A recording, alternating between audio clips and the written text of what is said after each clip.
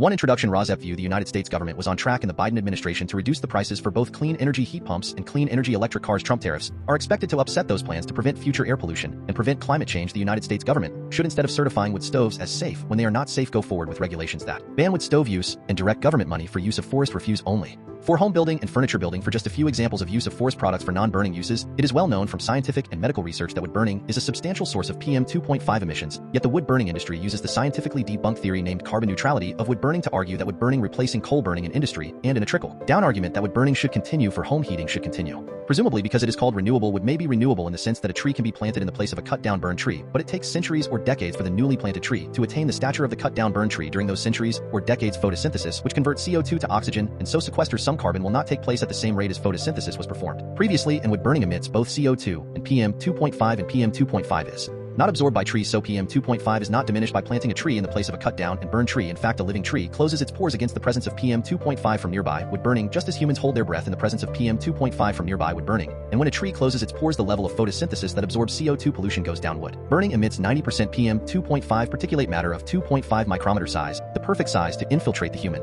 lungs, setting off a cascade of human health problems and early deaths. Contrary to many beliefs, wood burning emits 2.8 times the PM 2.5 as the fossil fuel coal burning, and wood burning emits 450 times the PM 2.5 as the fossil fuel natural gas burning. Replacing coal burning with wood burning creates more air pollution in the form of CO2 and PM 2.5 than coal burning. This emission data comes from testing the cleanest burning wood stove in the United Kingdom, the Eco-Design Wood Stove and International Convention does not count the emissions from wood burning. The emissions from wood burning are erased from all countries around the world when calculating if each country has met its climate goals. This non-counting or erasure of wood burning emissions data from climate goals does not mean wood burning emissions do not exist. RAWSEP View. Purple air PM 2.5 monitors hanging from the eaves of the house of a near neighbor should be used to measure the level of PM 2.5 in the air hyperlocally in the yards of near neighbors of indoor residential wood burners. If PM 2.5 levels exceed World Health Organization standards of 5 micrograms per cubic meter annually, then that evidence of air pollution from wood burning should lead to the shutdown of that indoor residential wood burning appliance, one appliance at a time if necessary.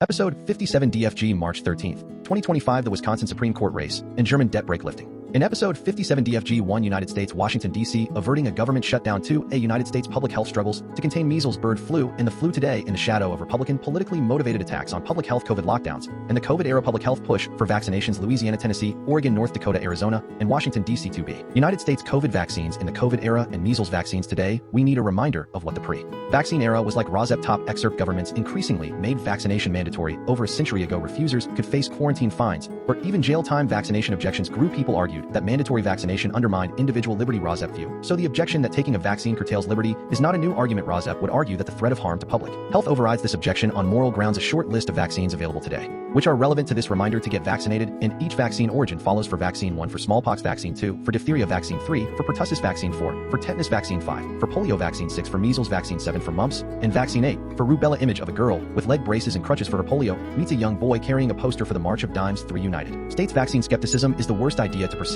as late as the 5th anniversary of the COVID pandemic. 4, United States, Wisconsin, Missouri, and Minnesota farmers. Trump funding freezes bruise a core constituency farmers. 5, United States teenagers say girls are equal to boys in school. 6, United States, the stock market is down due to Trump actions, and Trump defends releasing water in California. 7, United States, the stock market is down a tumble into correction as investors sour on Trump. 8, Wisconsin Supreme Court race. Right-wing Brad Schimel versus liberal Susan Crawford. The Trump loyalist aiming to swing Wisconsin back to the right. Brad Schimel, a judge who is so supportive of Trump that he dressed up as him for Halloween, is hoping to flip the Wisconsin Supreme Court for conservatives. 9, Germany Merz Challenges Germans to make a bold strategic shift. Will they do it? The likely next chancellor has staked his government on a move to increase military spending, but the window for change is closing fast. 10, Germany and Virginia. In the United States, German arms maker Rheinmetall has record sales in Era of Rearmament. Since the start of the war in Ukraine, the company moved quickly to meet the growing need for military spending by Europe. 11, Sweden and the Netherlands. Vattenfall cancels biomass plant and turns to alternatives. Energy supplier Vattenfall has canceled its plans for a biomass plant in Diemen, Netherlands. 12, Swedish battery maker Northvolt collapses, a blow to Europe. The company and its assets will be sold after it filed for bankruptcy in Sweden, sinking the best hope of Europe for competing against Asian rivals. The Northvolt Ett factory in Skelleftea, Sweden. The company has been struggling for months, cutting jobs and restructuring operations, even before it sought bankruptcy protection. RAWSEP View, a clean energy company in Sweden is extinguished to the loss of some European independence of the United States. Main content.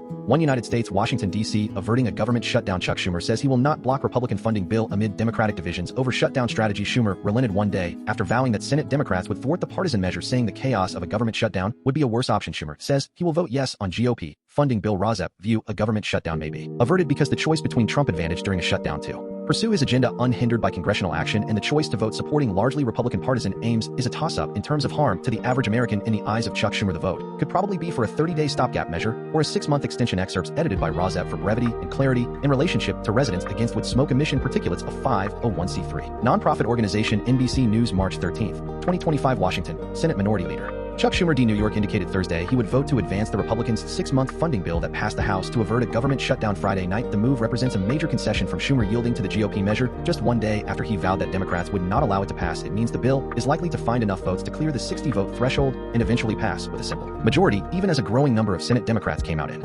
opposition to it Thursday. There are no winners in a government shutdown, Schumer said in a floor speech. It is not really a decision, it is a Hobson's choice. Either proceed with the bill before us or risk Donald Trump throwing America into the chaos of a shutdown. For sure, the Republican bill is a terrible option. It is not a clean CR. It is deeply partisan. It does not address far too many of the needs of this country, but I believe allowing Trump to take even much more power via government shutdown is a far worse option. He added, I will vote to keep the government open and not shut it down. The remarks came after Schumer informed his colleagues in a closed-door meeting that he would vote for the procedural motion to advance the funding bill when it comes to the Senate floor Friday. According to a source familiar with his remarks, if the Senate passes the bill, it would then go to the Trump desk for a signature. A shutdown occurs after 11:59 p.m. ET on Friday if no law is enacted by then. We have a choice between terrible and awful, said son Raphael Warnock DGA. It is unclear what, if anything, Schumer received in return for his decision to enable the House bill to pass. Before his comments sent him, Kane DVA hinted at a possible endgame Democrats get a vote on an amendment to the House bill to turn it into a 30-day stopgap measure, though he would not commit to dropping a filibuster if Republicans voted down that amendment. Son John Fetterman DePaul is the only Senate Democrat who has said he would vote to advance the House bill, although several others have stayed quiet about how they would handle a procedural vote. Earlier in the day, a growing number of moderate and swing state Democrats vowed to oppose the legislation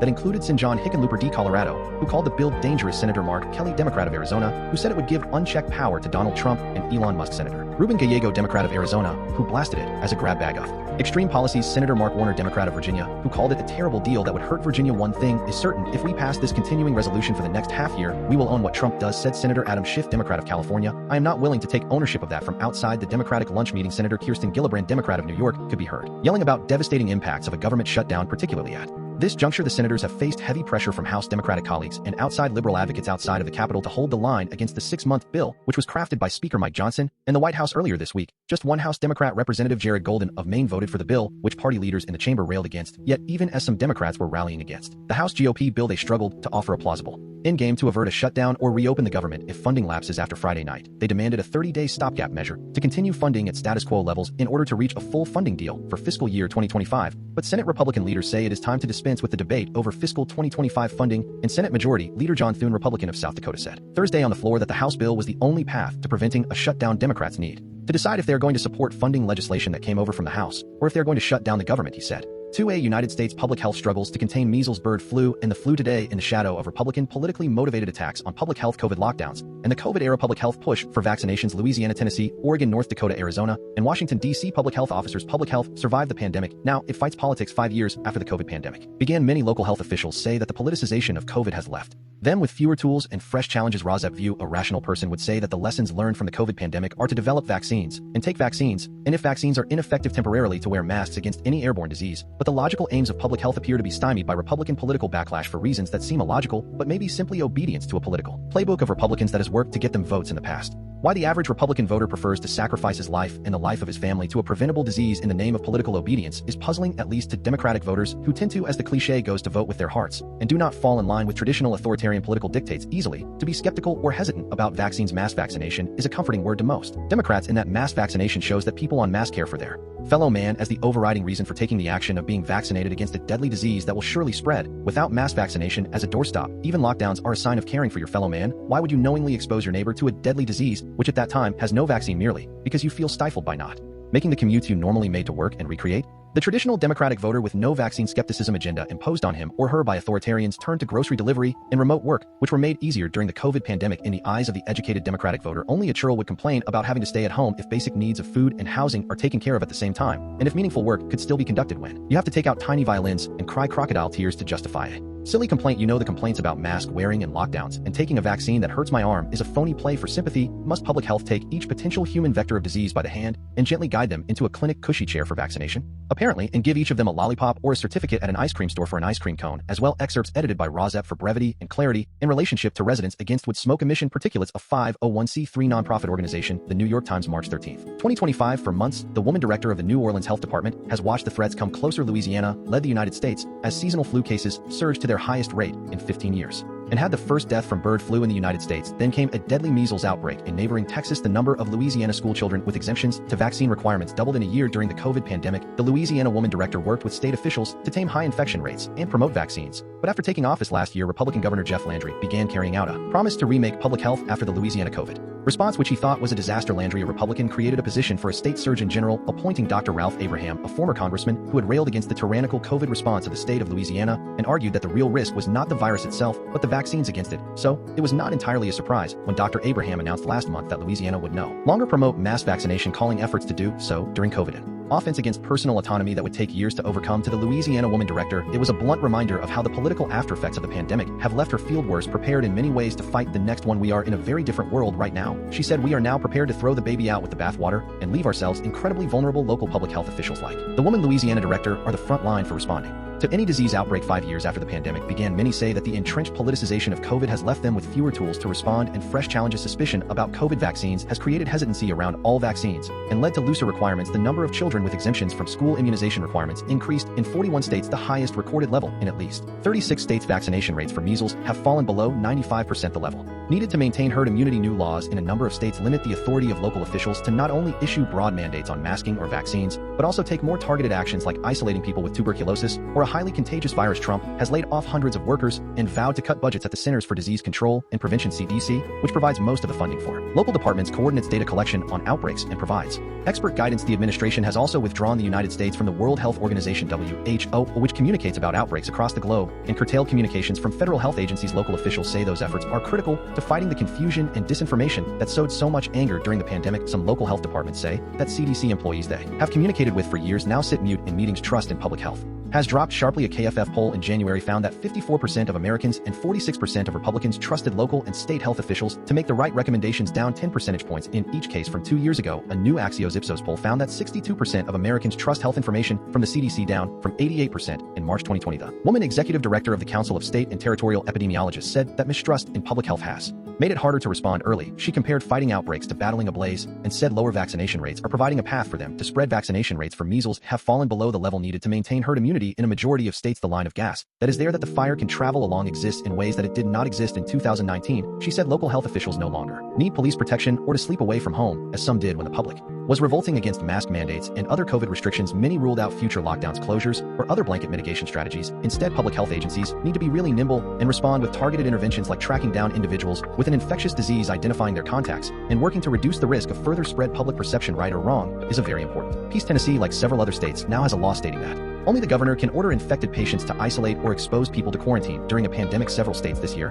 have proposed banning NA vaccines, the kind used against COVID, based on false assertions that are scientifically debunked that they change the DNA of recipients. We have to invest in crafting messages and explaining the benefits. The biggest lesson, many health officials said, is the importance of clear communication. Many have invested in new outreach campaigns. In North Dakota said each of her 30 public health staff members travel to at least one community meeting each month to share updates about the work of the public health department. In Clackamas County, Oregon, the health department tapped trusted community members to speak to specific groups. As Oregon battled its largest measles outbreak in decades last year, they fanned out to address skepticism about vaccines. In Oregon, the Clackamas County health officer worries about what she described as the moral injury to the field, the toll taken by the angry public confrontations, the threats, the friends who shied away. Like others, she has stopped telling strangers what she does after people she met socially took it as an opportunity to debate vaccinations. I think that the exhaustion of public health workers and the burnout in public health also makes us a little bit less prepared, she said. Image of 3 medical professionals wearing protective gear standing around a hospital bed. Many health workers walked away from the field because of stress and burnout. In Pima County, Arizona, which includes Tucson, a woman doctor set up the largest free COVID-19 testing program in the state and established mobile vaccination clinics to serve rural residents. But after Arizona Governor Katie Hobbs nominated her to lead the Arizona Public Health Department, she quickly became what one friend called a voodoo doll for public health. At her confirmation hearing in 2023, one state senator blamed her for the depression and Suicides of students during school closures. One person testified that the agency of Dr. Cullen had terrorized local businesses. I was taken aback by the ferociousness, the woman doctor said in an interview, because I know why I wanted to do that job.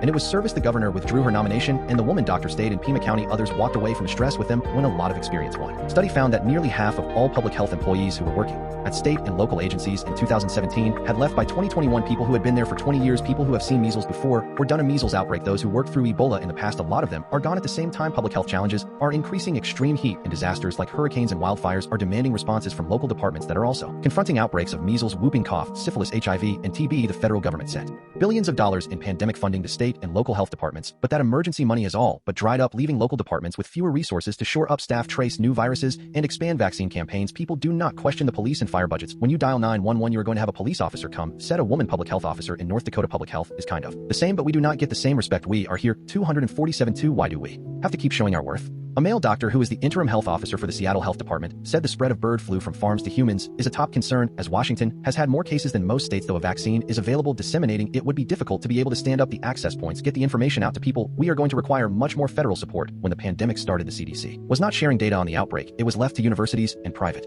entities to create public dashboards. In 2023, the CDC created the Center for Forecasting and Outbreak Analytics, a network of centers that collect and distribute data and information. But there are fears that it will be the victim of budget cuts. With Trump reigning in communications from health agencies, there is this massive gap in communication happening within the CDC, between the CDC and states, between the CDC and academic research partners, said another woman doctor, an infectious disease expert. In Maryland, in January 2020, the Maryland doctor created an interactive COVID dashboard that members of the public and health officials around the world quickly came to rely on. Local health departments all have to be networked into something that is overseeing things at a higher level, that is the CDC. And given the uncertainty around the agency, she added, the CDC is going to struggle to fulfill that role right now. Local officials say that without coordination with the federal government, it will be hard to act on. The lessons they have learned from COVID public health credibility quickly went out the window when the public could see that we sometimes were not in the loop. Either said a public health in North Dakota, that is kind of what has brought us to where we are today, where we are not trusted members of the community anymore. To be United States COVID vaccines in the COVID era and measles vaccines today, we need a reminder of what the pre-vaccine era was like. RAWSEP top excerpt. Governments increasingly made vaccination mandatory. Over a century ago, refusers could face quarantine fines or even jail time. Vaccination objections grew. People argued that mandatory vaccination undermined individual liberty. RAWSEP View So the objection that taking a vaccine curtails liberty is not a new argument. RAWSEP would argue that the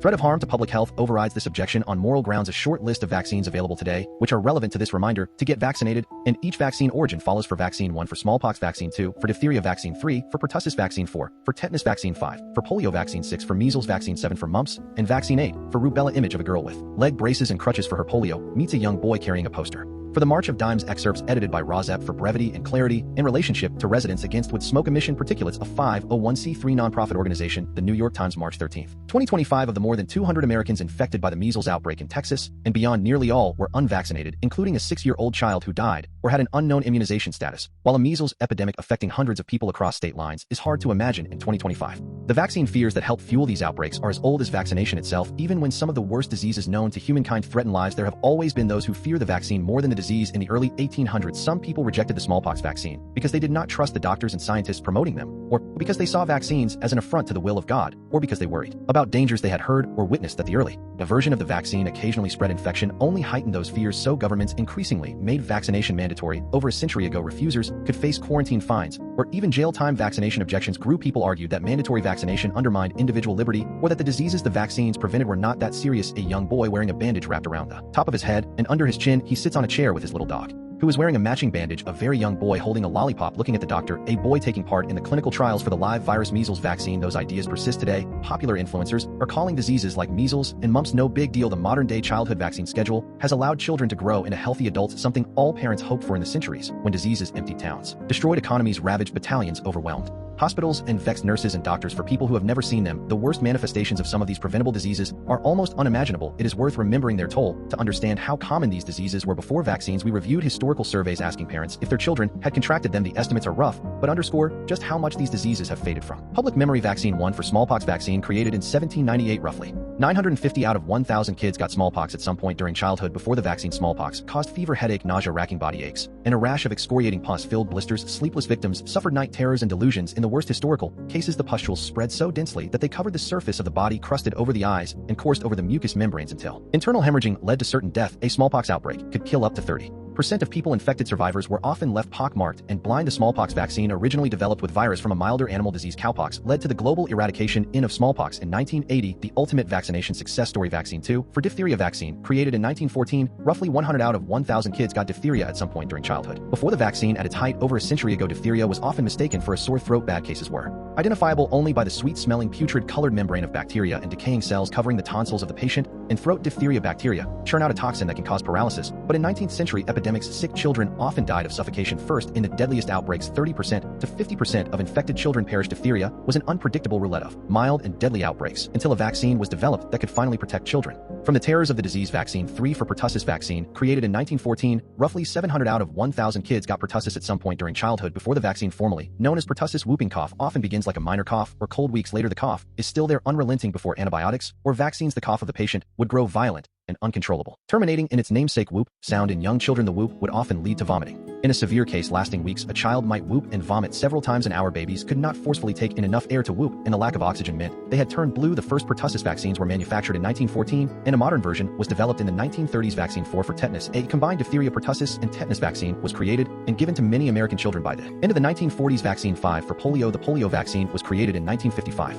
Roughly 20 out of 1,000 kids got polio at some point during childhood. Before the vaccine, the first U.S. polio epidemic was documented in the 1890s, and further outbreaks followed. It peaked as other infectious diseases like smallpox and measles were fading from view and concern. Most polio infections are minor, with some causing a fever and sore throat. In less than 1% of infections, the virus attacks nerve cells in the brain and spinal cord that control movement. Some patients are partly paralyzed, others lose the ability to swallow, properly walk, or breathe. The worst cases were fatal. The first polio vaccine was approved for use in 1955, and the disease was eliminated from the Americas by 1994. Today, polio regularly circulates in just 2 countries, but outbreaks crop up where war and deprivation allow it to take root. Vaccine 6 for measles, the measles vaccine, was created in 1961. Roughly 900 out of 1,000 kids got measles at some point during childhood. Before the vaccine, when they first European colonists brought measles to the Americas, it was so infectious that it spared almost no one. It caused a vivid red rash and fevers that spiked so high and for so long that the sick searched desperately for relief from the fiery heat of measles in populations that had never seen the virus before. Measles could kill up to a quarter of people in previously exposed populations. It could still kill 20% of children in the mid-20th century United States, thanks to overall improvements in nutrition, hygiene, and medical care. Measles death rates remain low, but the virus can have alarming complications, including pneumonia, brain swelling, rare but terrifying brain inflammation, and an altered immune system that lasts long after the disease itself resolves. The scientific developments behind the first polio vaccine helped make the first measles vaccines possible in the 1960s. With the growing use of the vaccine, cases began to tumble. Vaccine 7 for mumps, the mumps vaccine, was created in 1967. Roughly 600 out of 1,000 kids got mumps at some point during childhood. Before the vaccine, a military doctor caring for 18th century British infantrymen was troubled by what happened when his troops caught the gangrenous sore throat that was spreading across Europe, and his patient's jaws and testicles swelled to an alarming size. At least one of his men died, others recovered with their testicles permanently atrophied. After 2 more centuries, doctors eventually agreed mumps could similarly affect the breasts, ovaries, and other reproductive organs of women. By the mid-20th century, scientific focus shifted to children, whose mumps led to huge and painful swelling of the salivary glands, which could spread to the brain and leave a child deaf. The measles vaccine inspired one for mumps, and by the end of the 1970s, it was recommended for all American children, with cases diminishing over the next decade. Vaccine 8 for rubella, the rubella vaccine, was created in 1969. Roughly 200 out of 1,000 kids got rubella at some point during childhood. Before the vaccine, children used to catch rubella without much fanfare, developing little more than cold symptoms. But when contagious children passed the disease to pregnant women, the fetus was at grave risk. The virus, which typically invades the airways, can travel to the placenta and disrupt the rapidly dividing cells of the fetus before children were given the vaccine. Rubella infections resulted in many miscarriages and stillbirths. Many children were born with birth defects such as cataracts, hearing loss, and severe heart and bone deficiencies. In very rare cases, children developed neurological deficits, leaving them with chronic seizures and physical and intellectual disabilities. A 1964 epidemic affected 20,000 infants and prompted research for a vaccine that was ultimately folded into the combined measles, mumps, rubella M vaccine in 1971. Today, the United States sees only a few cases of rubella a year. 3. United States vaccine skepticism is the worst idea to persist as late as the 5th anniversary of the COVID pandemic. The artfully political and stupid idea of vaccine skepticism is emboldened because Trump is president again. The Trump reaction of promoting the opposite of rationality for strategically political gain is at work again. From the article headline, America cannot be great if America is stupid. Excerpts edited by RAWSEP for brevity and clarity in relationship to residents against wood smoke emission particulates, a 501c3 nonprofit organization. The New York Times, March 13, 2025. An illustration depicting a bundle of diplomas with a lit fuse on this 5th anniversary of the COVID pandemic. There is ample examination of what America got wrong, but what America got right was the astonishingly quick development of effective vaccines. That effort, Operation Warp Speed, began toward the end of the Trump first term in the White House. He crowed about it deservedly, because it probably saved millions of American lives, but he clearly did not understand the lessons of its success. Those vaccines synthesized decades of scientific research. But Trump is taking a hatchet to such experiments and scholarship. Now those vaccines were hastened by an instant infusion of enormous federal spending. But Trump is currently trying to stanch the flow of such money to organizations, including universities, that will nurture the most consequential discoveries of tomorrow. Among our most significant competitive advantages are our scientists, our laboratories, our system of higher education. They are a kind of superpower, their output an engine of our wealth of frontier expanding technology, medical breakthroughs, and production innovations that enrich companies as they improve lives. But Trump does not seem to get that, does not want to get that, gets only that the wonky and effete denizens of the world of ideas are not his people, are not guaranteed supporters, do not lavishly praise him, and sometimes dare to disparage him. They need their comeuppance, no matter how much damage it does to everyone else. And it is not just professors ambling among centuries-old buildings on ivy-fringed campuses who must be put in their place. It is just about anyone and everyone involved in the existing infrastructure of education. On Tuesday, his administration announced that it was firing more than 1,300 workers in the federal Department of Education, which had already been reduced by more than 600 workers since Trump took office. That will leave it with roughly half the number of employees it had just 2 months ago. Trump and his allies would clearly prefer even fewer than that. They have spoken repeatedly of eliminating the department, which, to be fair, has suffered over time from a fuzzy purpose, shifting vogues, and a bevy of inanities. It is almost the vision of nobody of government at its finest. But how would its erasure improve the shameful reading and math scores of American school children? Administration officials do not really say, they just see an unruly forest itch to bulldoze it,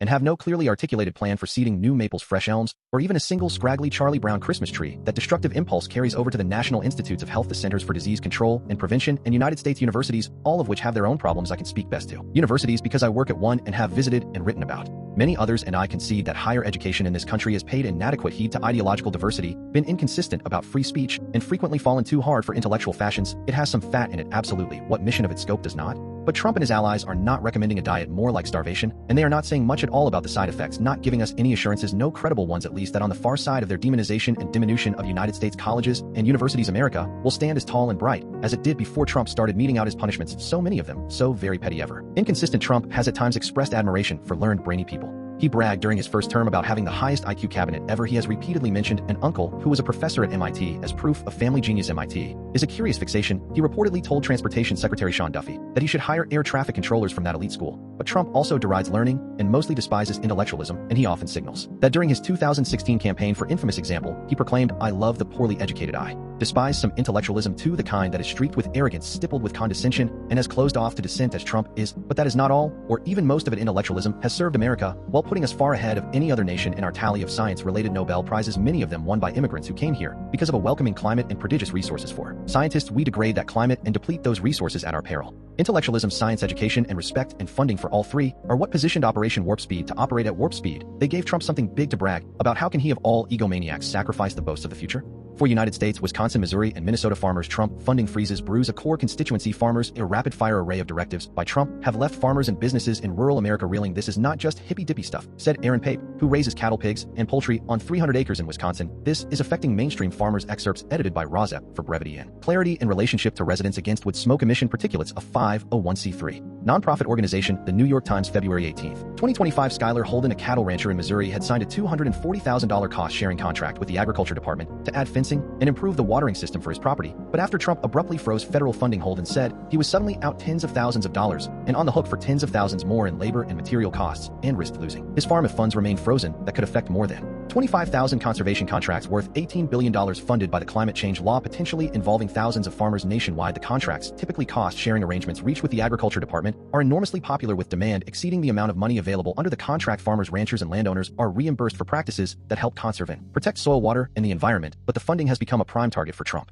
because of its connection to Biden and its focus on climate. Aaron Pape of Wisconsin, who is owed $30,000 for a fencing and water management contract frozen under the directive, said he may be forced to take on additional loans to cover his costs. This is not just hippy-dippy stuff, said Aaron Pape, who raises cattle, pigs, and poultry on 300 acres in Wisconsin. This is affecting mainstream farmers. Pape, who is owed $30,000 for a fencing and water management contract frozen under the directive, said he may be forced to take on additional loans to cover his costs. While he did not vote for Trump, Pape said he hoped Trump understood that farmers were the constituency that put you in power, and the actions you are taking are having serious immediate ramifications for our livelihood. More than a dozen farmers and ranchers said that the tumult had made it more difficult to plan for the year, affecting decisions on seed and equipment purchases. Many expressed worry that the administration could again pause future payments with little warning or take aim at other programs like disaster relief payments and crop insurance, resulting in untold consequences for the food supply. The climate change law also provided about $17 billion to shore up an Agriculture Department program for rural energy grants. As with conservation programs, grantees receive reimbursement for projects the halt ordered under the directive. Titled Unleashing American Energy has left potentially thousands of grantees in limbo or footing the bill. Adam Green, who raises sheep in a remote area of Washington state, received 2 grants worth about $33,000 to install solar panels and a heat pump on his farm, where fuel is expensive and the supply is unreliable. To cover the upfront cost, Green took out a loan intending to pay it off. When he received reimbursement, those plans and hopes of expanding his operation are now on hold. Trump has also paused payments made by the Commodity Credit Corporation, a pot of money his first administration used to pay farmers suffering financially from retaliatory tariffs, and the Biden administration used to incentivize climate-friendly agricultural practices. It is unclear how much of the funding has been frozen. The Iowa Soybean Association said recently that its members were owed $11 million in reimbursement through that program alone. Tom Smead, who operates a seed processing business in Pierce, Minnesota, recently learned that his $530,000 grant funded by the state through the American Rescue Plan was also paused. Smead took out a bank loan to afford a down payment for equipment that could more efficiently mill sunflower seeds, expecting the grant to cover 3/4 of the cost. But when the equipment arrives, he will have no way of paying for it. 5 United States teenagers say girls are equal to boys in school or are ahead, reflecting a generational change. 2 Pew surveys show boys tend to feel discouraged in the classroom and are less likely than girls to pursue college. RAWSEP View. In the jaundiced view of the editor of RAWSEP, high school boys were slower intellectually as a whole than girls, but when the RAWSEP editor was a high school student over 50 years ago in the 1970s, for instance, boys who showed promise were probably given guidance to pursue better careers than girls, such as guidance to become physicians or lawyers. In the early 1970s, the editor of RAWSEP was guided to typing classes, which it turned out were useful in the computer age, and many girls were guided to become nurses. In the experience of the editor of RAWSEP, the editor of RAWSEP was artsy, although she excelled in science and math, so in high school, she did not feel excluded from leadership positions which she did not want to fill. It turned out that by the time she was 40, the editor of RAWSEP had obtained degrees in biochemistry, history, and library studies, and by the time she was 60, she had attained her most practical degree, which was in accounting. The belated realization that if she had attained the accounting degree by age 20 or 22, she would have earned much more over her career came at age 60. Also, can it be blamed on lack of socialization and lack of encouragement of career aspirations for all girls while the editor of RAWSEP was in high school? Maybe it seems to the editor of RAWSEP that college is open to all in 2025, including males, and that a blame game helps no one. The ball is in the court of boys to work hard and study hard and get into the college of their choice, which boys do not seem excluded from. In 2025, males still earn more than females in 2025, no matter what career the males choose. Merit that allows entrance into school's elite or not may come down to 99% perspiration and 1% inspiration, but this article stresses the inspiration of mentors and teachers and psychologists as a way for boys to start to excel in academics and become meritorious in the eyes of universities. Again, make boys great again. Although boys already are destined to earn more than girls. MBGA excerpts edited by RAWSEP for brevity and clarity in relationship to Residents Against Wood Smoke Emission Particulates, a 501c3 nonprofit organization. The New York Times, March 13, 2025. In the 1980s and 1990s, boys still dominated American classrooms. They easily outscored girls in math and science. They raised their hands more often, and they got more attention from teachers. Data showed that is not the reality for students today. More than half of teenagers say that boys and girls are now mostly equal in school, and significant shares say that girls have advantages over boys, that they get better grades, have more leadership roles, and speak up more in class. Boys are more likely to be disruptive, get into fights, or have problems with drugs or alcohol, the teenagers said, and strikingly, boys said they are much less likely to be college-bound. 46% of boys said they plan to attend a 4-year college, compared with 60% of girls. Image: what happens to a society when there is such disparity between men and women in educational outcomes? Boys today have more challenges than girls in school. As early as kindergarten, girls have narrowed gaps with boys in math, though they have widened since pandemic school closures, and girls outperform boys in reading. Boys graduate from high school and attend college at lower rates. The boys' struggles in school could have long-term consequences. Researchers say the share of men working has declined. Nearly half of Republican men say American society has negative views of men, beginning with their experiences as boys in school. The feelings of disconnection of young men played a role in the election. This group swung toward Trump, perhaps in part because he promised to restore their status in American society. In the last 50 years, as girls have made gains, what we have seen is boys have not made the same gains. What happens to a society when there is such disparity between men and women in educational outcomes? Researchers do not know exactly why boys have fallen behind girls in school to such an extent. Some of it this could be biological. Boys mature later, and school has become more academic earlier, requiring boys to sit still and work independently at young ages. The fact that most teachers are women could contribute. In the survey, boys were more likely to say that teachers favored girls. 23% of boys said this, compared with 9% of girls. Very few teenagers said teachers favored boys. There is also evidence that boys are socialized to care less about academics. They found that teenage boys were more likely to do the bare minimum at school, while girls were focused on achievement. It is about how boys and girls are socialized differently, she said. Boys say they do not gain status from trying hard and being smart, and girls are much more socialized to do the right thing and not disappoint anybody. Efforts to empower girls in school seem to have paid off in many ways. People are more likely than not to say there is now enough emphasis on girls doing well in school, standing up for themselves, and being leaders. That has changed. Even since 2017, people are starting to think there should be more investment in boys and their outcomes. Nearly half said there needed to be more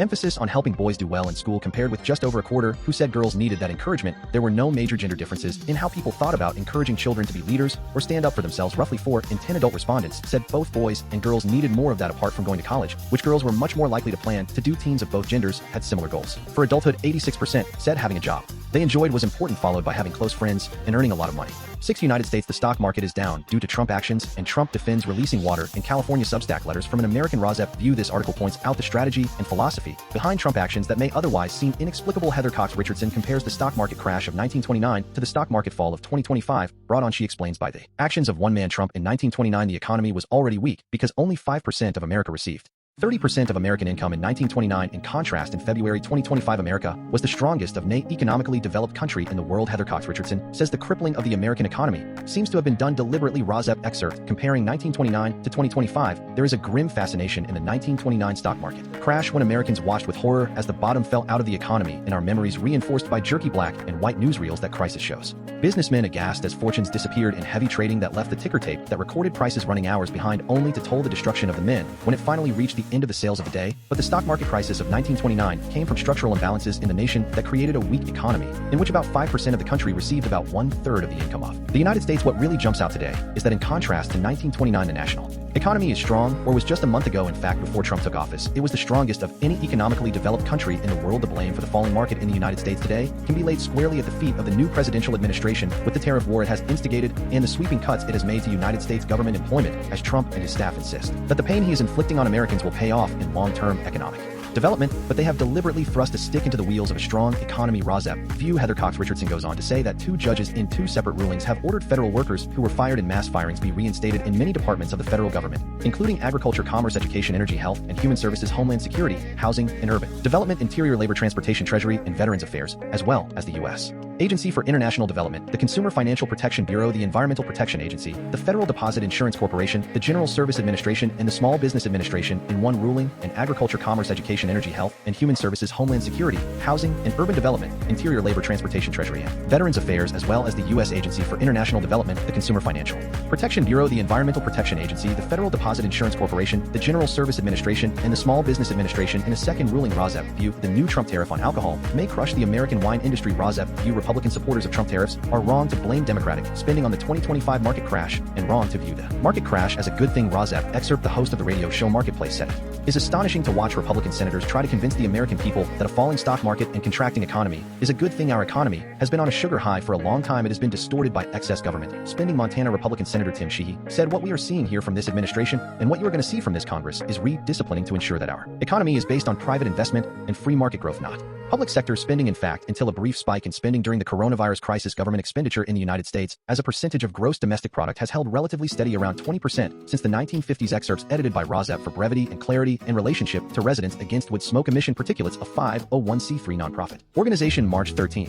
2025. Heather Cox Richardson. March 14th, 2025. RAWSEP View. Here is a description of the rapid losses in the stock market today. RAWSEP Excerpt. Stocks fell again today. The S&P 500, which tracks the stock performance of 500 of the biggest companies that are listed on U.S. stock exchanges and is the most widely followed stock market benchmark in the world, dropped 7,778 points, or 1.39%, ending the day more than 10% off its record high of less than a month ago. And entering into correction territory, a market correction is a period of rapid change that drops the value of stocks by at least 10%. Other major indexes have also fallen into correction as Trump tariffs and tariff threats, along with dramatic cuts to federal funding and federal employment, are hobbling the national economy. The Dow Jones Industrial Average fell 537 points, or 1.3%, and the NASDAQ Composite fell 2%. The host of the radio show Marketplace posted, "I am honestly running out of words I can use on the air to describe what is happening into this economy. It is an astonishing thing to watch a single man hamstring the United States economy." RAWSEP View. Here is a description of a meeting today between Trump and the General Secretary of NATO, and the press conference topic of water released in California by Trump edict covered afterwards. This shows that Trump attempts to explain that he had what seemed to Trump what could be labeled on the fly as a logical reason for releasing it by breaking in, but releasing the water reads as a publicity stunt to try to make the governor of California look bad. Trump releasing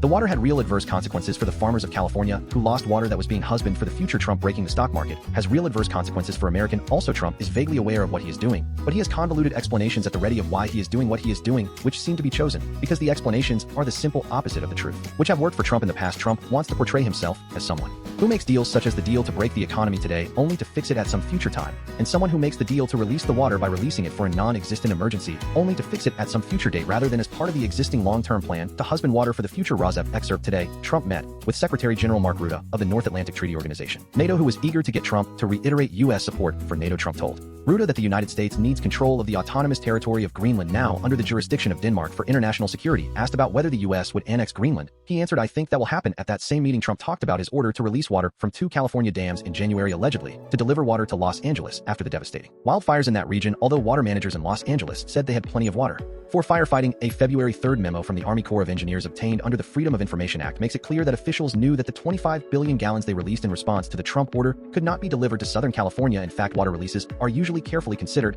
and local water managers and lawmakers thought the sudden plan was potentially ruinous, worrying that an abrupt surge of water could damage the lands and people downstream, while wasting water that would be needed during the hot growing season. That is not how Trump portrayed the sudden release of water. After talking to reporters about the upcoming congressional budget fight, he suddenly pivoted to Los Angeles, and from there to water. "I broke into Los Angeles. Can you believe it? I had to break in." He said now the farmers are going to have water for their land, and the water is in there, but I actually had to break in. We broke in to do it because we had people who were afraid to give water. In particular, they were trying to protect a certain little fish, and I said, how do you protect a fish if you do not have water? 7 United States. The stock market is down a tumble into correction as investors sour on Trump. The S&P 500 is now more than 10% below its last record high, a line in the sand for investors worried about a sell-off gathering steam. RAWSEP View, the 2-year bull run under the Biden administration, is turning to a bear market under Trump. Excerpts edited by RAWSEP for brevity and clarity in relationship to residents against wood smoke emission particulates, a 501c3 nonprofit organization. The New York Times, March 13, 2025. The most widely followed stock market benchmark in the world slid into a correction on Thursday, a drop that underscores how the 2-year-long bull market is running out of steam in the early days of the Trump administration. The move stems from the growing pessimism of investors about the whipsawing policy pronouncements from Washington over the past few weeks on again, off-again tariffs and mass layoffs of federal workers have fomented unease on Wall Street. On Thursday, the S&P 500 fell 14%. Other major indexes, including the Russell 2000 and the tech-heavy NASDAQ composite, had already fallen into correction before Thursday. The deeper worry among investors is that uncertainty around the effects of the Trump policies is causing consumers to spend less and discouraging businesses from investing. That reticence could drive the economy into a downturn, forcing investors to reevaluate company valuations. I think what markets are telling us is that they are very concerned about the potential for a recession. That is certainly not what markets expected going into 2025. The pain has been acutely felt among the behemoth tech companies that had driven the market higher in recent years, but have since reversed course. The tech-heavy NASDAQ composite index has fallen roughly 14% from its peak in December. The sell-off has also spread to other corners of the market, signaling broader concerns than simply a repricing of highly valued technology companies. The Russell 2000 index of smaller companies, which are typically more exposed to the ups and downs of the economy, has fallen 18% from its peak in November, close to a fully fledged bear market, defined as a drop of 20% or more from its peak. Sectors of the stock market exposed to tariffs, like food producers, have slumped. The effects are being felt on other companies like airlines that are worried about a pullback among consumers should the economy enter a downturn. So far in 2025, the U.S.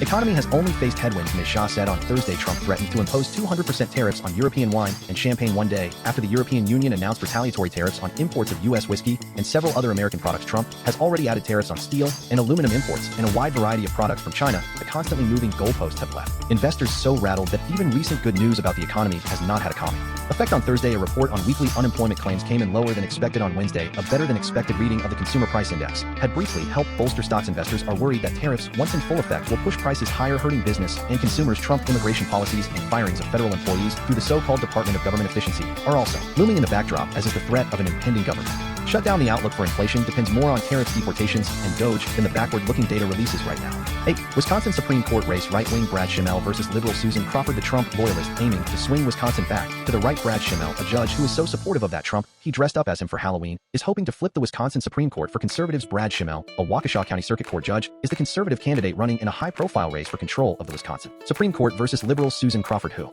supports abortion rights. RAWSEP View subtle but clownish Halloween time support for Trump in 2016 and Halloween costume 2024 signaled right-wing Brad Schimel support for Donald Trump. Choice of the song at a Halloween party in 2024 of sympathy for the devil played in salute to Trump signaled that candidate Brad Schimel supports and sympathizes for what he views as the devil Trump, who redeems himself in the eyes of Schimel by support for the right-wing. RAWSEP excerpt about Halloween 2024. Then there was the Halloween party last year in the final week before the election. President Joseph R. Biden Jr. appeared to call Trump supporters garbage. Trump responded by dressing up in a reflective vest of a sanitation worker and driving a garbage truck. 2 days later, when Judge the Schimel cover band 4 on the Floor played a Halloween gig at Michael's Funky Monkey Bar in Waukesha, he wore a reflective vest just like Trump and rocked out while playing the Rolling Stones classic Sympathy.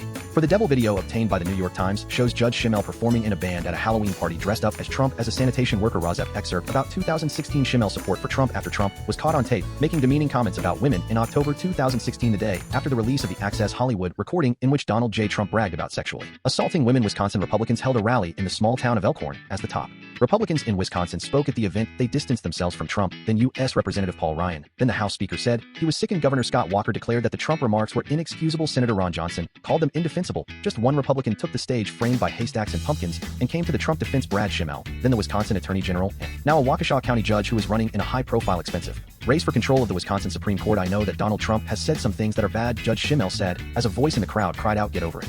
He added, "I am the father of 2 daughters. My daughters look up to me, and I do not like hearing anyone talk that way about women. But Donald Trump will appoint judges who will defend our Constitution and respect our Constitution." In 2025, the Elon Musk super PAC is targeting Trump voters in support of Schimel with a clear message: help Trump by voting for Judge Schimel. Trump needs your vote, reads direct mail from the group too. Wisconsin Republicans liberal Susan Crawford will stop the agenda of Trump. RAWSEP excerpt about the disproportionate influence by donations of Elon Musk in the Schimel campaign for Wisconsin Supreme Court Justice. The Musk millions dominate a race. People at a demonstration hold up a large for sale sign and an oversized check that says, "I bought Brad." In the memo field, protesters rallied against the Musk spending on the contest before the debate Wednesday, March 12, 2025, between Schimel and his liberal opponent Susan Crawford. A Dane County judge. Now Republicans are the ones with the most money, thanks to $62 million and counting from the Musk super PAC, and millions more from another group with ties to Musk. Democrats have found themselves playing defense to hold a seat they view as crucial to their political strength in the state. Judge they. Schimel liberal opponent Susan Crawford, a Dane County judge, and Wisconsin Democrats have zeroed in on the Musk spending. The Wisconsin Democratic Party is airing television ads tying Musk to Judge Schimel, and it has branded a series of town hall gatherings as the People v. Musk. During the Wednesday debate, Judge Crawford referred to her opponent as Elon Schimel. Judge Crawford herself said last month that she never could have imagined that. "I would be fighting the richest man in the world." The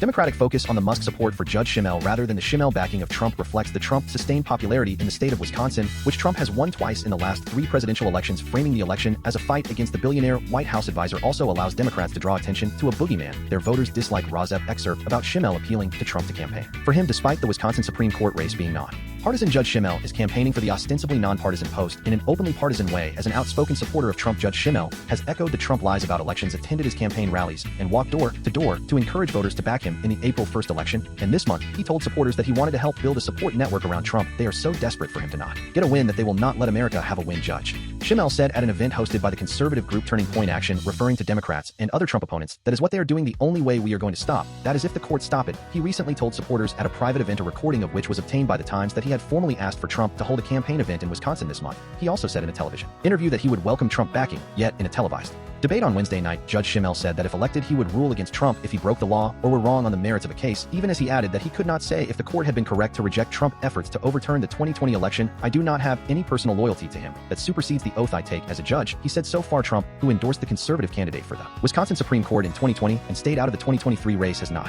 discussed wading into this 2025 contest. The Wisconsin Supreme Court is no stranger to Trumpian politics and conspiracy theories. In 2020, it narrowly rejected Trump efforts to overturn the Wisconsin election results. RAWSEP excerpt about Democratic leaders' reactions to Schimel versus liberal Susan Crawford. A poll conducted last month by Marquette University Law School found that 97% of Democrats viewed Musk unfavorably. Musk waving his chainsaw around and provoking debates over whether the Nazi salute and the Roman salute are the same thing has provoked an explosive level of fury, said Ben Wickler, the chairman of the Democratic Party of Wisconsin. "There is white-hot rage. Wisconsin Democrats have in recent years enjoyed an advantage in off-year and midterm elections. Their voters tend to be more attuned to political news than Republicans and more likely to vote in contests other than presidential elections." Judge the Schimel loyalty to Trump may wind up helping him, even if it energizes Democrats. RAWSEP excerpt about Republican leaders' reactions to Schimel versus liberal Susan Crawford. Brian Schimel, the chairman of the Wisconsin Republican Party, said that if Judge Schimel could turn out 60% of Trump voters from November, he would win. "People who supported Donald Trump need to know this is not a guy who is stiff-arming Trump," said Walker, the former governor of Wisconsin, who added that he had personally appealed to the White House to have Trump hold a rally for Judge Schimel.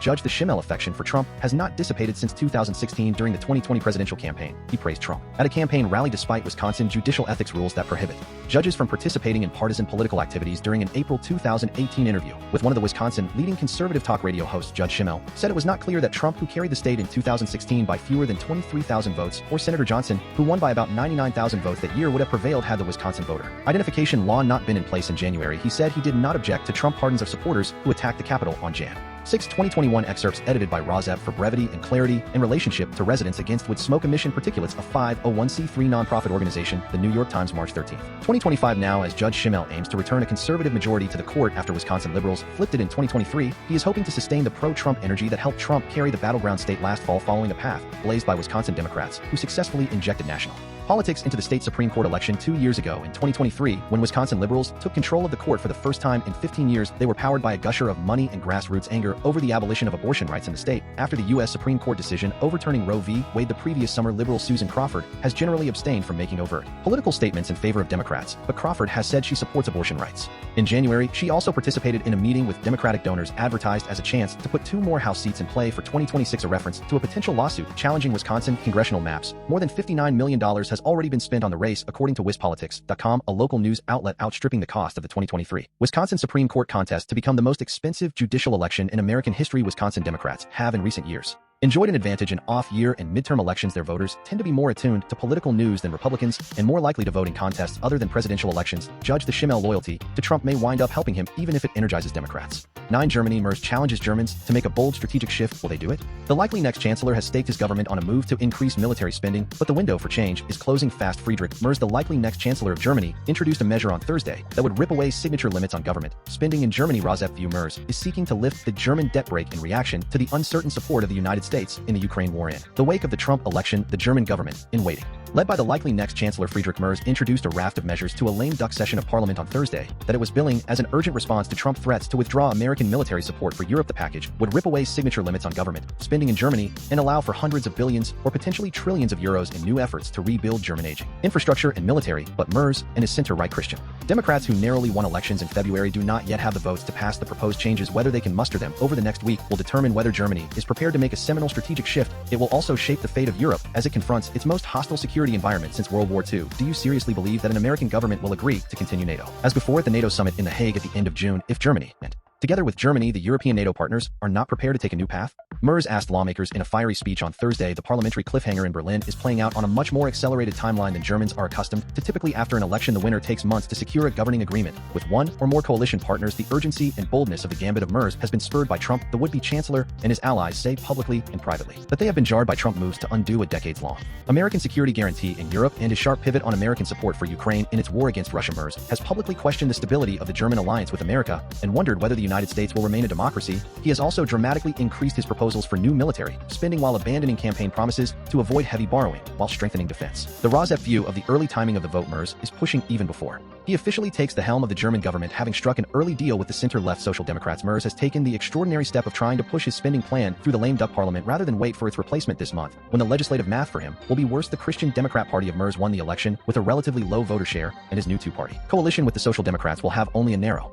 majority in the new parliament because the spending plan must overcome constitutional limits. It requires even more than a simple majority in the new parliament. Merz would need support from either the newly empowered Die Linke, the party of the far left, or the hard right Alternative for Germany, or AfD, to pass the spending plan. The first is an unlikely ally, and the second is taboo because it is considered extremist. RAWSEP view of how Merz has attacked the Greens. The Greens are not part of the new coalition government led by Merz, but the Greens are part of the lame duck German coalition government. Even in the outgoing parliament, the Merz challenge is difficult enough, requiring support from the center-left Green Party, his punching bag in the campaign. The three parties have been negotiating for the last week. Their talks are expected to stretch through the coming weekend ahead of a critical vote next week. Time is running out. Speaking in Parliament on Thursday as the proposals were put forward, Merz promised 50 billion euros for a climate and energy transformation fund. He also agreed with widening the definition of spending exempt from borrowing limits, a request by the Greens to also include intelligence aid to Ukraine in response to natural disasters or other events threatening public peace. What more could you ask for? Merz asked the Green Party lawmakers. That is indeed the question. Analysts, commentators, and many political leaders have cast the next few days as a test for the mainstream parties left and right of Germany. Can they muster a compromise? Or will domestic political squabbles block them from acting, as has been the case so often in Germany and other European democracies in recent years? RAWSEP view of obstruction by the Greens to the Merz plan. The current session convened in a cloud of uncertainty because Merz made his plans without consulting with the Greens, who are not partners in the likely next coalition. They have had a contentious relationship with the party of Merz and its sister party in Bavaria, the Christian Social Union, for years. Particularly in the recent campaign, Merz attacked the Greens on the trail long after they ceased to be a threat to him. In one of the last speeches before the election, he berated Greens and left-wing crackpots and told the crowd that the time of the Green Party had passed. Marcus Soter, the leader of the Christian Social Union, seemed to relish in celebrating the victory of conservatives over the Greens, who were part of the outgoing coalition of Scholz. Goodbye, have a nice trip, good riddance, he said during a speech last week. Nevertheless, Merz seemed to take Green Party support for his spending deal as a given. His charm offensive to Green leaders last weekend was limited to a voice message he left on one politician offering to add the word climate in the official text justifying the new measures. On Monday, the Green leaders announced they would not support the Merz change to the Constitution in its presented form. Many German analysts see the move as a negotiating tactic because the Greens have long pushed for more borrowing to rebuild German defense. The parties have talked all week, while the Greens say they are prepared to help undo the debt limit for military spending both at home and in support of Ukraine. They insist that they will not support the infrastructure spending unless it is redefined, pouring money into everything and doing so on credit on a debt-financed basis for future generations. That is what we will not support. Franziska Brandner, a Green Party co-chairwoman, said in a public radio interview on Wednesday. RAWSEP View of the deal Merz has made with the SDP, who will be the Merz CDU partner in the new German government. The deal Merz reached with the Social Democrats, the diminished party of outgoing Chancellor Olaf Scholz, would allow effectively unlimited borrowing for any spending on defense that exceeds 1% of the German annual economy, a level it already exceeds. As a sweetener for the Social Democrats, he also agreed to borrow 500 billion euros over a decade to upgrade German domestic infrastructure. The size of the borrowing increases broke sharply from years of relatively austere German budgets. But Merz said last week that such moves could no longer be postponed after the latest decisions by the American government. He added, in view of the threat to our freedom and a peace on our continent, the mantra for our defense has to be whatever it takes is moved to pass the changes to the Constitution while the old parliament is still in power was seen by some experts as a cunning political move that would also ensure enough of a fiscal pillow to keep a centrist government stable. Excerpts edited by RAWSEP for brevity and clarity in relationship to residents against wood smoke emission particulates. A 501c3 nonprofit organization, the New York Times, March 13, 2025. The centrist politicians in Germany are losing votes to the far right and the far left. They are losing faith in America, their longtime friend and protector. And they are rapidly losing what could be their best chance to address both those problems at one session on Thursday. Was only the second time in modern history that German lawmakers met after an election, and before the swearing in of the new parliament. The last was when the Bundestag decided to send German soldiers into Kosovo in 1998, the first German military deployment outside of the country since World War II. If the parties cannot agree to a deal soon, their task will grow more difficult. The far left and far right gained seats in the recent elections, and they could block any major borrowing reforms in the new parliament. Lars Klingbeil, one of the leaders of the Social Democrats, alluded to that challenges in a speech Thursday. When history comes knocking, you better open the door, because you never know if there might be a second chance, he said. 10 Germany and Virginia in the United States. German arms maker Rheinmetall has record sales in Era of Rearmament. Since the start of the war in Ukraine, the company moved quickly to meet the growing need for military spending by Europe. RAWSEP View Rheinmetall operates 8 factories across the United States, so Rheinmetall will not be adversely affected by any United States tariffs. Rheinmetall may take over an unused German Volkswagen plant. Germany will lift the debt limit in order to expand German military capability, and Rheinmetall is ready to supply the armaments to defend Ukraine against the war of Russian aggression. What could go wrong? Will Trump somehow block the Rheinmetall factories in the United States because German armaments may hinder Russia in its aggression against Ukraine? Excerpts edited by RAWSEP for brevity and clarity in relationship to residents against wood smoke emission particulates. A 501c3 nonprofit organization, the New York Times, March 12, 2025. The German defense contractor Rheinmetall, the largest producer of munitions in Europe, said on Wednesday that it was positioned to profit from the German willingness to increase military spending as Trump shifts the United States away from its support of Europe, defying the malaise that has plagued the German economy for the past 2 years. Rheinmetall has reported record growth since the start of the war in Ukraine, building new factories in just months, leading digitization efforts, and creating thousands of jobs. An era of rearmament has begun. Armin Papperger, the chief executive of Rheinmetall, said Wednesday on an earnings call with analysts, it brings us growth prospects for the coming years that we have never experienced before. The company, which is in Dusseldorf, Germany, reported that its defense business grew 30% last year, contributing to sales that reached 98 billion euros or $106 billion. Rheinmetall is projecting sales in 2025 will grow as much as 40%, driven by a pledge from European leaders to increase military spending after Trump made clear that defending Europe was no longer a priority. The stock of Rheinmetall has soared more than 1,000% since Russia invaded Ukraine in 2022. Shareholders, roughly half of whom are based in the United States or Britain, will receive a dividend of 810 euros per share for 2024, compared with 570 euros the year before. The company said the company is a key supplier of arms to Ukraine and is building plants there and in countries like Lithuania, Hungary, and Romania to satisfy rising demand for its arms and ammunition, in addition to the standard 155mm munitions used by NATO members. Rheinmetall makes battlefield equipment from armored trucks and drones to the 120mm gun of the Leopard 2 tank, even with the upswing in military spending in Europe. The United States remains a key market, Papperger said, calling it a pillar of stability for the defense industry. The U.S. subsidiary of Rheinmetall, called American Rheinmetall Defense, is in Reston, Virginia, and operates 8 factories across the United States. The independence of its U.S. operations means the company is not directly affected by the tariffs. Papperger said that cooperation with U.S. partners had remained friendly and collegial despite the political upheaval of the past weeks. Papperger, who has spoken recently with leaders in the Pentagon and President Volodymyr Zelensky of Ukraine, stressed the importance of transatlantic ties. I caution against breaking completely with the United States, even if the tone has become more rough lately. He said the potential ceasefire in Ukraine presents uncertainty for Rheinmetall, and Papperger said that the Rheinmetall outlook would be adjusted after it became clear what the outcome of the talks might be. Rheinmetall is also waiting to find out whether a defense spending bill proposed by the new German government will win approval in parliament next week. The company built a factory in Unterlüss, Germany, in just 13 months, record time in a country where it is typical for firms to wait up to 2 years for permits to simply put up a new sign. sign beside a public road, and an increase in military spending could spur further expansion. At home, one option would be to take over factories that are no longer needed by auto companies and their suppliers. Such a move would also benefit local communities dependent on industry to provide jobs for hundreds of engineers and technicians with skills that could transfer easily to defense. For example, one option that has been floated is for Rheinmetall to take over a plant operated by Volkswagen near Osnabrück, which only barely survived the threat of closure last year, but until the German government orders more armaments, Papperger said that he would not move ahead with such plans. The Rheinmetall growth has coincided with a shift away from decades of deeply rooted pacifism in Germany, as more citizens realize that preservation of the post-World War II democratic order of Europe, which has served as a bedrock of their prosperity, means paying to defend it. This is not like 5 years ago. He said Germans have understood that it was a mistake not to spend on defense. The record expansion has come at a personal price for Papperger. Last year, the United States uncovered a Russian assassination plot targeting him. Since then, he has been assigned a security detail equivalent to that of the German Chancellor. 11. Sweden and the Netherlands. Vattenfall cancels biomass plant and turns to alternatives. Energy supplier Vattenfall has cancelled its plans for a biomass plant in Diemen, Netherlands. RAWSEP View. This seems to be a win for clean energy, which can replace the dirty energy of burning wood and other solid fuels, which misleadingly were touted in the past as good replacements for fossil fuels in 2025. Truly clean energy sources of wind, solar, and geothermal, safe and long-term battery storage is the wave of the future, and these clean energy sources are getting cheaper every day. Excerpts edited by RAWSEP for brevity and clarity in relationship to residents against wood smoke emission particulates. A 501c3 nonprofit organization. October 17, 2024. Instead, the Swedish government-owned entity is looking to other options. These include geothermal energy and residual warmth, according to a cooperation agreement between Vattenfall and several municipalities, as well as the provinces of Noord-Holland and Flevoland. Project development plans for the biomass facility have been ongoing for a few years. An agreement had been reached for a 120 megawatt facility, which would have been fueled by wood pellets. In June 2019, Vattenfall had made agreements with municipalities, which would have benefited from the plant, with environmental permits secured. That September 2019. 12. Swedish battery maker Northvolt collapses. A blow to Europe. The company and its assets will be sold after it filed for bankruptcy in Sweden, sinking the best hope of Europe for competing against Asian rivals. The Northvolt Ett factory in Skelleftea, Sweden. The company has been struggling for months, cutting jobs and restructuring operations even before it sought bankruptcy protection. RAWSEP View A energy company in Sweden is extinguished to the loss of some European independence of the United States. Excerpts edited by RAWSEP for brevity and clarity in relationship to residents against wood smoke emission particulates. A 501c3 nonprofit organization. The New York Times, March 12, 2025. Northvolt, the biggest hope of Europe for producing batteries in the region to power the transition to electric vehicles, will be split up and sold after it filed for bankruptcy on Wednesday in its home country, Sweden. The company, which just a few years ago appeared to be the best chance of Europe to compete against Chinese rivals, filed for Chapter 11 bankruptcy protection in the United States last year in an attempt to buy it more time to raise money. But securing funds proved too difficult. On Wednesday, Northvolt said in a statement that a court-appointed Swedish trustee would take over the process of selling off its business and assets. The Northvolt subsidiaries Northvolt Germany and Northvolt North America are not part of the bankruptcy proceedings in Sweden. Founded in 2016 by a former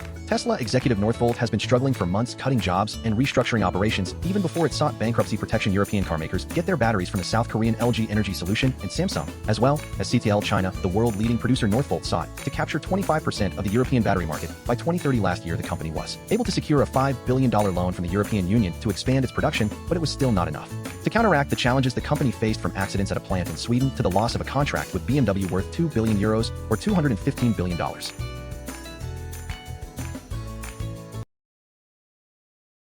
One introduction. RAWSEP View. The United States government was on track in the Biden administration to reduce the prices for both clean energy heat pumps and clean energy electric cars. Trump tariffs are expected to upset those plans to prevent future air pollution and prevent climate change. The United States government should, instead of certifying wood stoves as safe when they are not safe, go forward with regulations that ban wood stove use and direct government money for use of forest refuse only for home building and furniture building. For just a few examples of use of forest products for non-burning uses, it is well known from scientific and medical research that wood burning is a substantial source of PM 2.5 emissions. Yet the wood burning industry uses the scientifically debunked theory named carbon neutrality of wood burning to argue that wood burning replacing coal burning in industry, and in a trickle-down argument that wood burning should continue for home heating should continue. Presumably because it is called renewable, wood may be renewable in the sense that a tree can be planted in the place of a cut-down burned tree.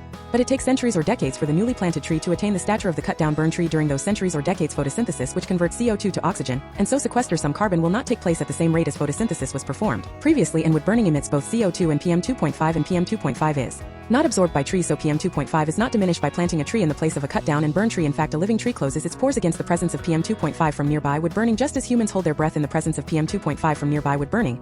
And when a tree closes its pores, the level of photosynthesis that absorbs CO2 pollution goes down. Wood burning emits 90% PM 2.5 particulate matter of 2.5 micrometer size, the perfect size to infiltrate the human lung, setting off a cascade of human health problems and early deaths. Contrary to many beliefs, wood burning emits 2.8 times the PM 2.5 as the fossil fuel coal burning, and wood burning emits 450 times the PM 2.5 as the fossil fuel natural gas burning. Replacing coal burning with wood burning creates more air pollution in the form of CO2 and PM 2.5 than coal burning. This emission data comes from testing the cleanest burning wood stove in the United Kingdom, the Eco Design Wood Stove International. Convention does not count the emissions from wood burning. The emissions from wood burning are erased from all countries around the world when calculating if each country has met its climate goals. This non-counting or erasure of wood burning emissions data from climate goals does not mean wood burning emissions do not exist. RAWSEP View Purple Air PM 2.5 monitors hanging from the eaves of the house of a near neighbor should be used to measure the level of PM 2.5 in the air hyperlocally in the yards of near neighbors of indoor residential wood burners. If PM 2.5 levels exceed World Health Organization standards of 5 micrograms per cubic meter annually, then that evidence of air pollution from wood burning should lead to the shutdown of that indoor residential wood burning appliance, one appliance at a time if necessary.